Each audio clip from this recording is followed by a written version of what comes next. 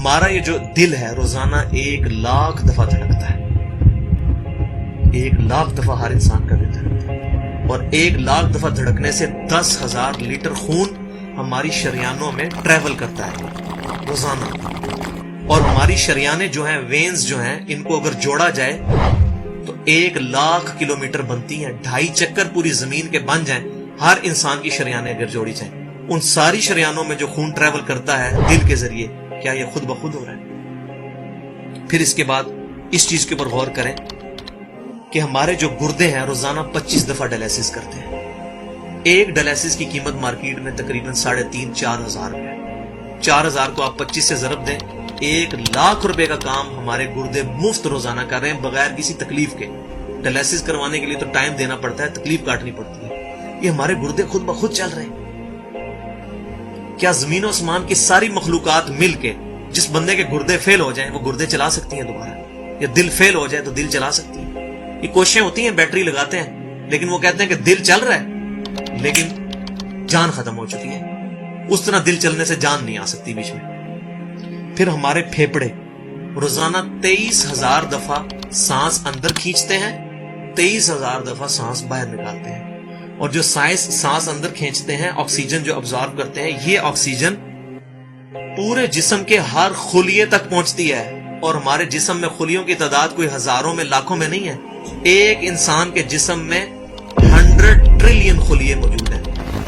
100 trillion, اور 1 trillion is equal to 1000 billion, 1000 ارب کے برابر. اس کو سمجھانے کے لیے سائنٹسٹ نے یہ ایگزامپل دی ہے کہ اگر انگلینڈ جیسے 30 ملک ہوں اور وہ 30 کے 30 ملک درختوں سے پر ہوں, ہر درخت کے 10,000 پتے ہوں, تو جتنے پتوں کی تعداد بنتی ہے نا, 30 انگلینڈ جیسے ملک مکمل درختوں سے بھرے ہوئے, وہ سارے پتے گنے جائیں, ہر درخت کے 10,000 پتے ہوں, تو یہ 100 ٹریلین فگر بنتا ہے.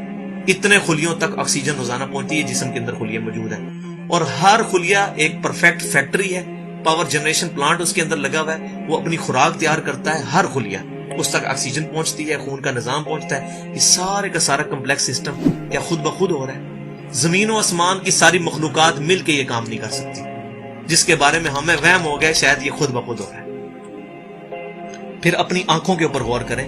ہماری آنکھیں روزانہ 12,000 دفعہ چپکتی ہیں. ایسے 12,000 دفعہ اگر ہم اپنے یہ ہاتھ کو الٹا کر کے ایک دوسرے پہ یوں رگڑیں نا, تو میرا خیال ہماری کھال اتر جائے. اس سے زیادہ نازک چیز ہماری آنکھ ہے, لیکن اس آنکھ کے درمیان ایسا لیکوڈ موجود ہے کہ جو اس آنکھ کو گھسنے نہیں دیتا اور تکلیف نہیں ہوتی.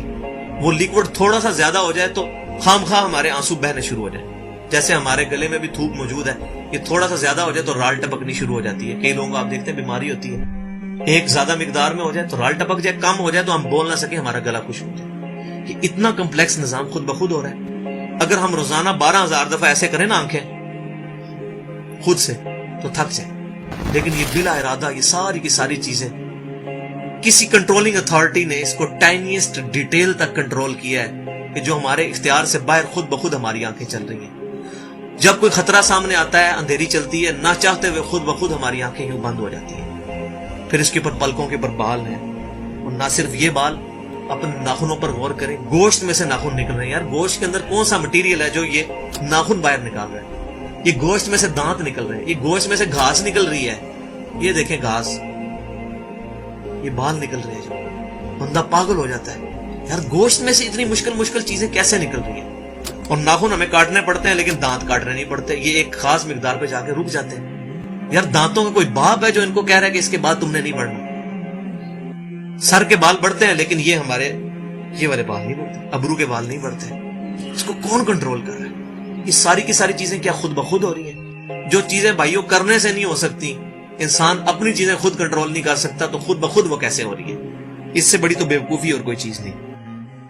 پھر سب سے مشکل جو انسٹرومنٹ ہمارے دماغ جو ہے, ہمارے دماغ کے اندر 10 ارب خلیے ہیں, اور جو دماغ کے اندر جو ہمارے کنیکشنز ہیں وہ 100 ٹریلین ہیں, equivalent to the quantity of cells in human body. جو میں نے بتایا تھا انگلینڈ جیسے 30 ملک ہوں, وہ والی ایگزامپل دی, وہ سیم اتنے کنیکشنز دماغ کے اندر ہیں. ہمارے دماغ کے اندر 1 منٹ کے اندر 10 لاکھ چین ریئیکشنز ہوتے ہیں جن کی وجہ سے دماغ کام کرتا ہے. ایک کنیکشن بھی ان 100 ट्रिलियन कनेक्शन में से डिस्टर्ब हो जाए, हमारा दिमाग काम नहीं कर सकता। इतनी टाइनीस्ट डिटेल तक दिमाग को जो कंट्रोल किया है, ये क्या दिमाग खुद ब खुद अपने आप को कंट्रोल कर रहा है? जमीन और आसमान की सारी मखलूकात मिल के एक बंदे का दिमाग नहीं चला सकती अगर उसका दिमाग खराब हो जाए या कनेक्शन डिस्टर्ब हो जाए। ये अक्सर लोगों को ऐसा मसला होता है कि कहते हैं जी खून आ गया इसको और ये दिमाग जो है इसकी शरीयान फट गई, ये हो गया। तो ये जो 10 लाख पर मिनट रिएक्शंस हो रहे हैं, इनकी वजह से हमारे पूरे जिस्म का जो निजाम चल रहा है, हमारे सूंघने की हिस्स, हमारे चखने की हिस्स, हमारी देखने की हिस्स, बाकी सारे नर्व्स का सिस्टम जो है ये दिमाग कंट्रोल करता है इन्हीं रिएक्शंस के थ्रू।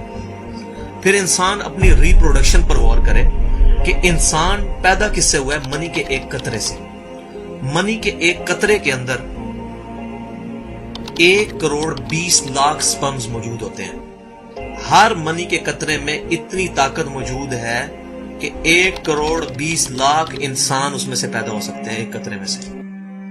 और उन 1,20,00,000 स्पर्म में से सिर्फ एक स्पर्म जो है वो गाइड होता है। वो एक पूरी स्टोरी है, अगर मैं सुनाऊं उसके लिए घंटों चाहिए। और वो जाके जो मदर की ओवरी जो है उसको जाके फर्टाइल करता है और वहां प्रेगनेंसी ठहरती है और बच्चा बनना शुरू हो जाता है। उस एक स्पर्म को कौन रास्ता दिखाता है और वो किस मुश्किल रास्तों से गुजर के वहां तक पहुंचता है, इंसान पागल हो जाता है। अब नेशनल ज्योग्राफिक पे ये वीडियो चलाई थी, उन्होंने सारी चीजें दिखाई थी, तो इंसान पागल हो जाता है उस चीज को देख। तो ये जमीन और आसमान की सारी मखलूकात मिलके क्या एक बच्चा बना सकती है? पागल हैं सब के सब लोग, परेशान हो जाते हैं कि मनी के एक कतरे से इतना बड़ा इंसान कैसे बन जाता है। उस मनी के कतरे में तो कोई ऐसी चीज नहीं है जिससे आंख का ढेला बन जाए और उसके पीछे शीशा लग जाए।